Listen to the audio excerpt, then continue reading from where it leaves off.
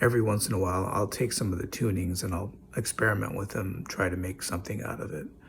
And it's one of the goals that I've had ever since I've written the book, which was in 1992, that eventually there would be this album with music created with the different tunings.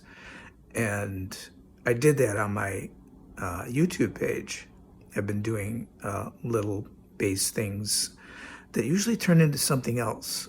And this last one that I did, it was in, it's called Open F minor tuning, which is F, A flat, C, F. And I created this piece. It was called Sea of Horizontals. It's one of the titles in my list that I just cherry picked. It seemed to fit with the mood of it. But it really went off in a lot of different directions. I was surprised at how much I could get out of that little idea.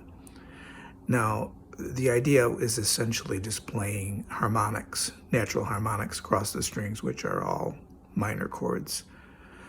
And the first two harmonic chords in that piece are C minor and A minor. So they're two minor chords which don't exist diatonically. It's totally chromatic. And it sounds very dark. It sounds moody. I like the sound of parallel minor chords. And so that's essentially what it is. And then I started to play around with that and extrapolated it into something else. And then it landed on my latest album. It's called Bodensee, B-O-D-E-N-C. Apparently it's a lake in Switzerland. And a photograph was taken of it in the early 90s, 1993 exactly, by a photographer, Sugimoto.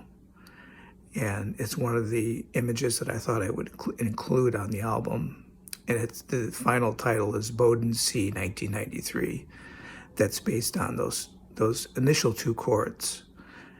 It's fleshed out in a lot of different ways. But I had done a piano piece for it.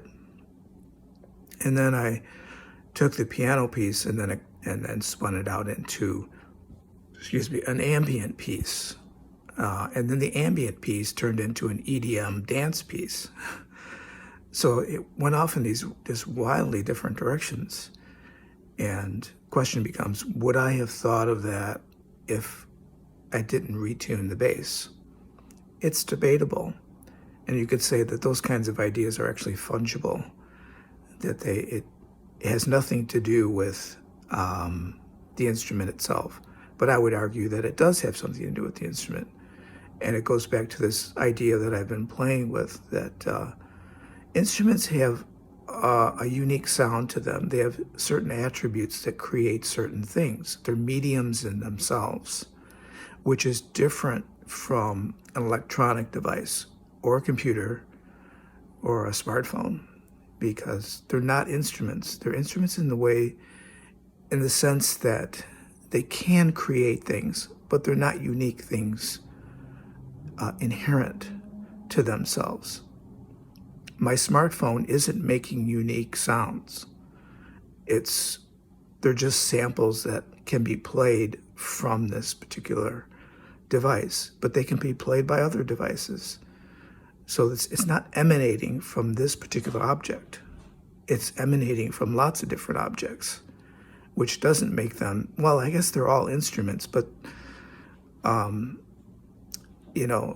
computers and smartphones and all kinds of computer devices can't be considered like violins.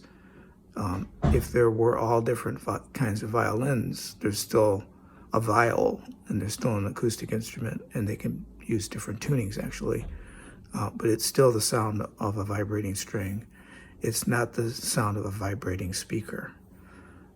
So that's the difference. So I would argue that the alternate tunings are generative, and they create ideas in and of themselves.